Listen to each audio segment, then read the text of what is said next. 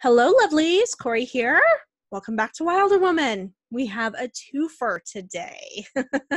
So this is part 2. These are top 5 Oracle decks that I cannot live without. If you want to know why I'm doing this video, just check out the prior one. Top 5 tarot decks that I can't live without. So without further ado, we're going to just jump right into these Oracle decks. The first one that I selected, and I do have a lot of Oracle decks to get through, but these are the ones that I had to think, if I have to move or go somewhere and can only take 5 with me for the time being while the rest go into storage, which 5 am I grabbing?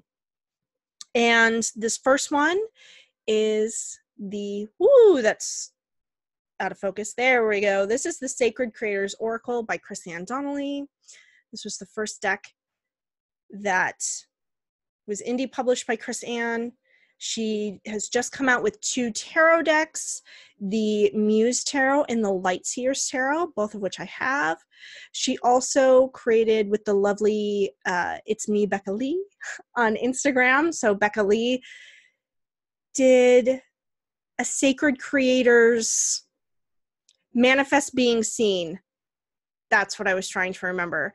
They did an Oracle deck for a course that they did together. I have that deck as well. It's behind me.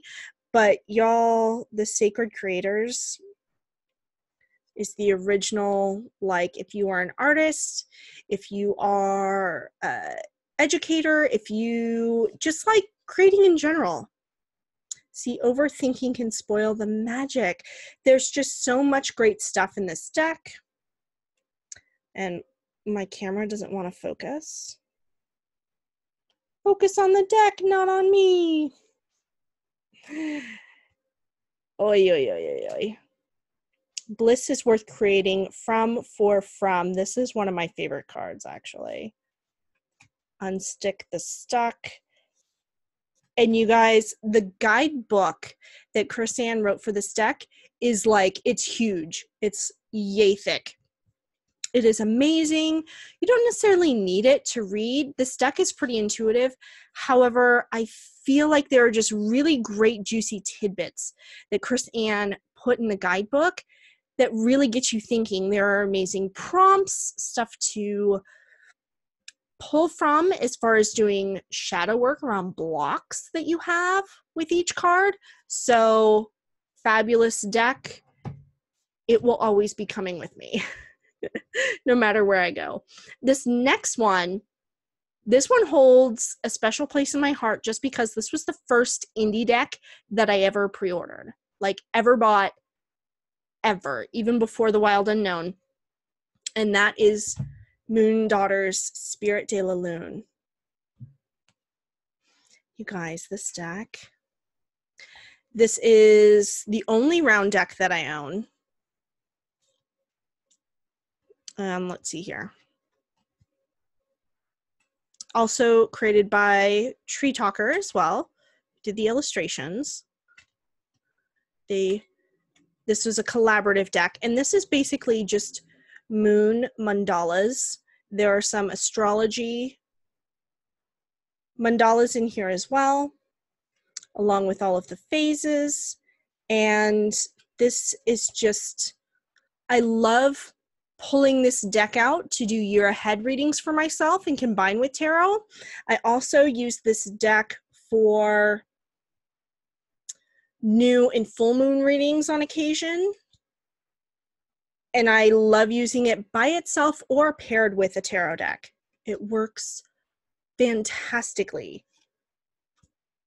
It just vibes with everything, whether you want to use it in conjunction with something or alone. And I mean, look at these mandalas, you guys. Just freaking amazing. So this is the Leo mandala. There it goes. Yeah, sorry, the focus on my webcam just blows right now. We're making it work. We're making it work. Libra here. And so this is just a great overall deck, especially if you work with any sort of cycles or moon energy. Fantastic. Have to have it with me. This is the first edition. So You're not, if you buy a copy of it now, you're not going to see it in this tin. They upgraded it to a more sturdy box version. This next deck, I have to have with me only because this is another one of my very first decks. I believe this was my very first Oracle deck. And Brian Froud in general has a very special place in my heart. Sorry, I just have to pull out one of the cards. It's a drawing of my personal fairy guide. So just wanted to pull that out there. So I've had this deck a very, very long time. It's in fantastic shape for as long as I've had it. And that's because I usually keep it in the box. The last few years I've kept it in a bag. But this is one of those decks that I love it so much. I try and take very good care of it. It's very precious to me, okay? So, like, this is one of my favorite cards. And I've done exercises where I've gone through each card, written down my own personal thoughts and impressions of each card, written down, you know, what my shadow says about this card, as well as what, you know, the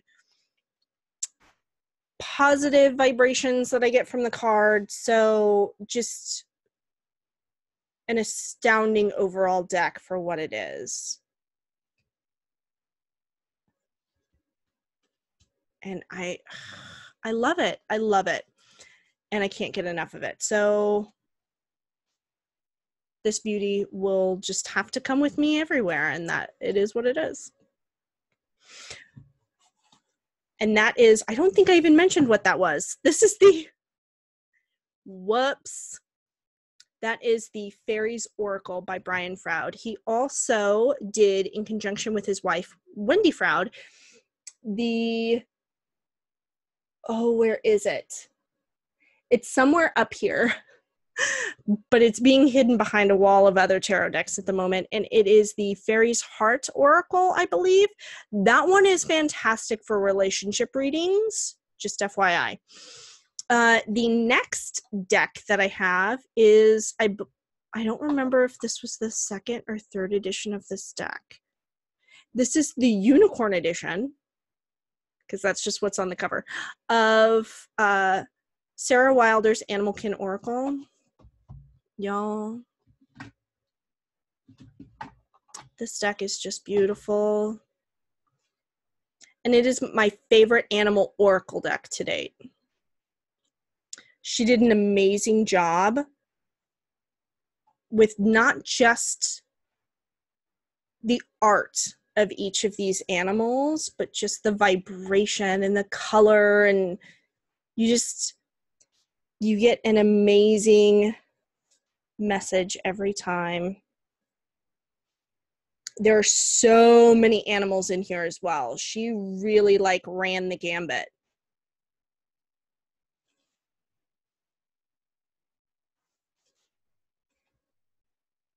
There's the cover animal. It's beautiful. It is beautiful. So if you have a chance to get a deck like this, grab it. Just grab it. It is beautiful. It's kind of funky how the box is put together. So here's how it was. And then the book just kind of has to be set on top with this loosely on top. So I like to just kind of stack it flat on the bottom so that it doesn't, fall over on the shelf. So that part's kind of a bummer, just the box itself. But I want to say that the box has changed with the subsequent editions. They're a lot more sturdier and held together. So take that for what you will. And then the fifth and final Oracle deck, The Awakened Soul by Ethony. This was the first deck that I ever backed on Kickstarter. Yeah. This is such a fantastic deck, and I'm excited that they're doing an updated version. So I backed this in, God, how long ago was this? Yes, 2016. So this was created in 2016. And they're updating it now. Some of the cards are staying the same. Some are getting completely new artwork as far as I understand. But this deck is so beautiful, you guys. First of all, look at that back. They're very large cards. And for me, the large cards are kind of cumbersome. And there's not a border, so there's not really anything you can trim necessarily. But I feel like this deck needed the larger cards to really give you all of what was going on here in the artwork, and just, it's beautiful. It's just absolutely beautiful. I love it. I love using this deck. For the longest time, this deck was the only Oracle deck that sat on my working altar. I think I used it almost daily in 2017, like a lot. I used it a lot in 2016, but 2017, it was like, I don't think I went anywhere without this deck coming with me. This is one of my favorite cards, you guys. Just look at that. How freaking gorgeous is this? See, I have to make that same face. Like every time I see that card, it has my heart. So just a really amazing deck. Each of the cards covers a whole gambit of, I feel like there's a card in here for every situation. We'll just put it that way. So huge, huge favorite of mine. Keep a lookout on Ethony's website. If you love the way that this deck looks, sign up for her mailing list, get on that notifications so that when the new version comes out, the newest edition, you can snag a copy, because honestly, look at how beautiful this is, you guys. This is stunning. And so the artwork is by Danielle Mulligan. Danielle, your artwork is just, it's amazing, girlfriend. So that was it. That was my top 5 Oracle decks. I was able to cram it down to 5. There are some that, like, it was really hard to leave out of this, like the Animantras deck. There are so many, you guys. I have a couple crystal decks that I absolutely love that are just freaking stunning. The Magic and Mediums Oracle deck, but these are my 5. If I have to throw everything in a box, you know, for a month or two while we move, I cannot, like, these have to come with me. I can't be that long without them. And that's it.